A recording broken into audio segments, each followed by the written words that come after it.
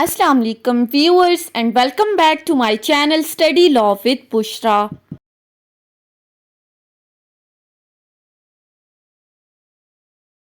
So we were discussing Civil Procedure Code 1908. We have discussed up till section 50.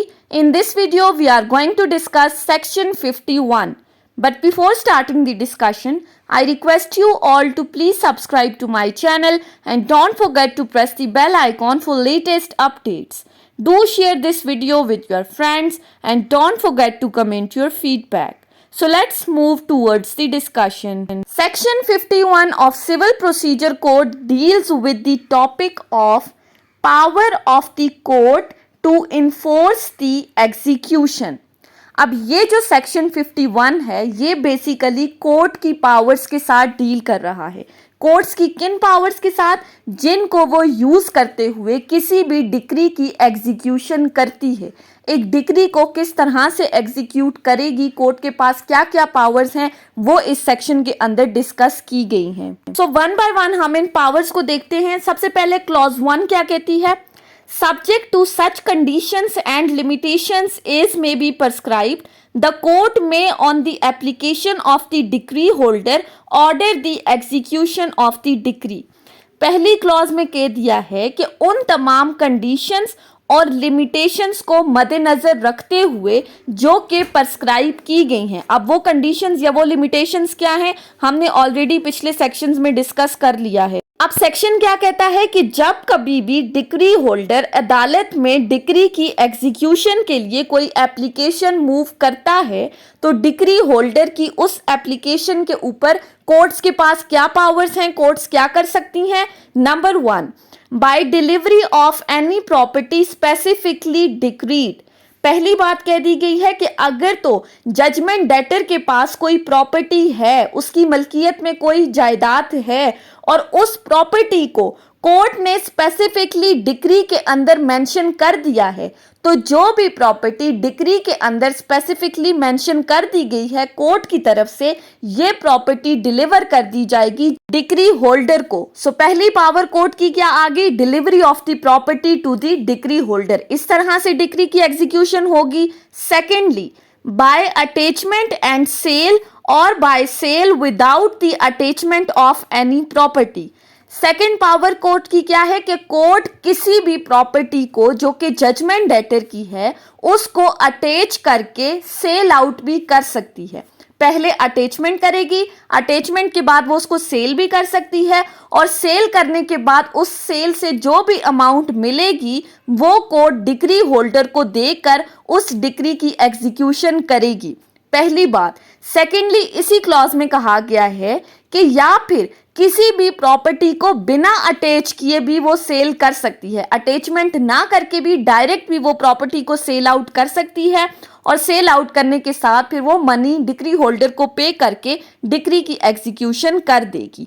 अब दो powers हमने discuss कर ली. पहली डिलीवरी ऑफ द प्रॉपर्टी की, secondly attachment and sale of the property. Third power हमें क्या बताई गई है?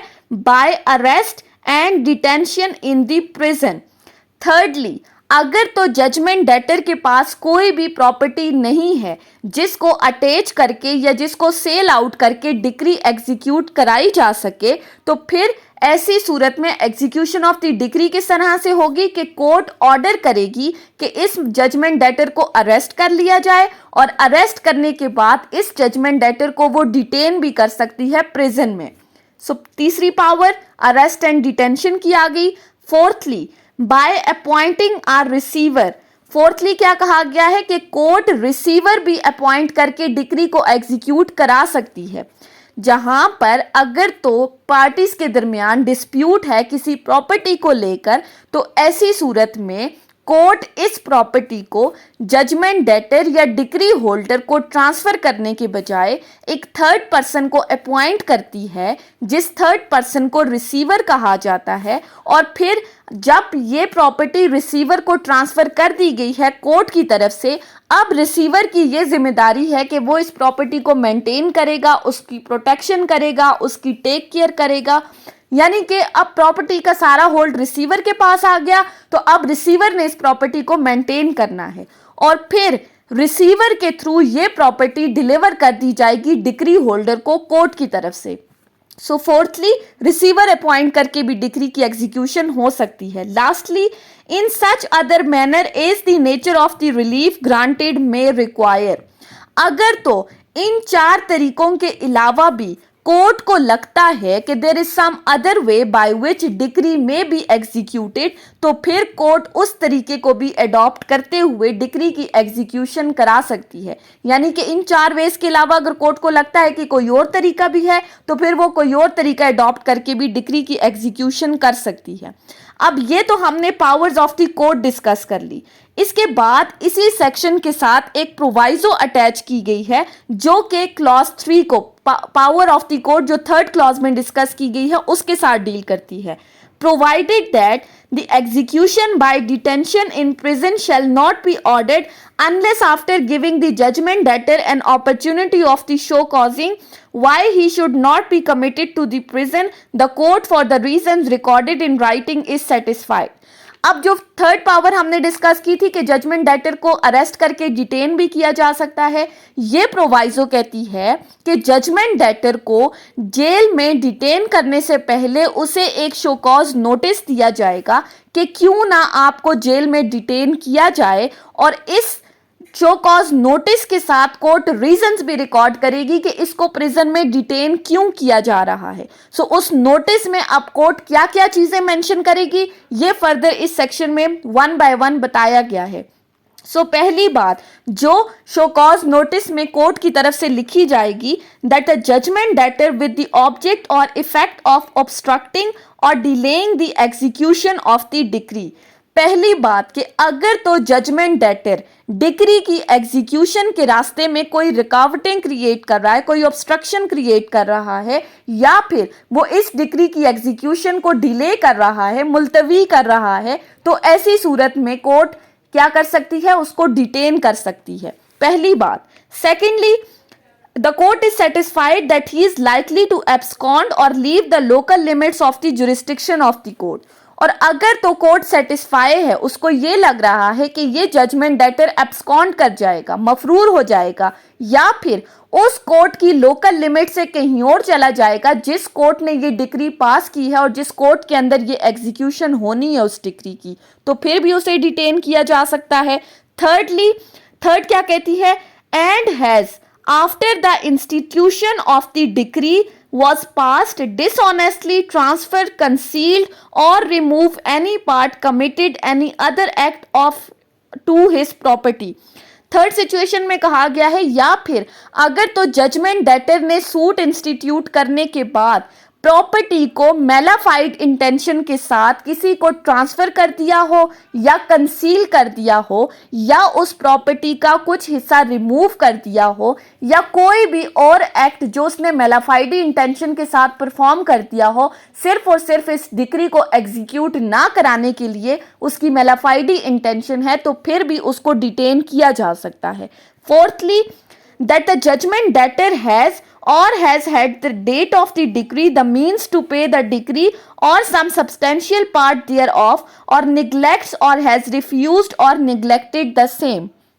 अगर तो जजमेंट डेटर के पास डिक्री की पेमेंट करने के लिए रिसोर्सेज हैं, या फिर at the time of passing of the decree pass होने के टाइम उसके पास रिसोर्सेज थे, लेकिन वो फिर भी रिफ्यूज कर रहा है, वो निगलेक्ट कर रहा है इस डिक्री की पेमेंट करने के लिए, तो ऐसी सूरत में भी आप उसको प्रिजन में डिटेन कर सकते हो। ये चीज़ भी शो कॉज नोटिस में मेंशन की जाएगी।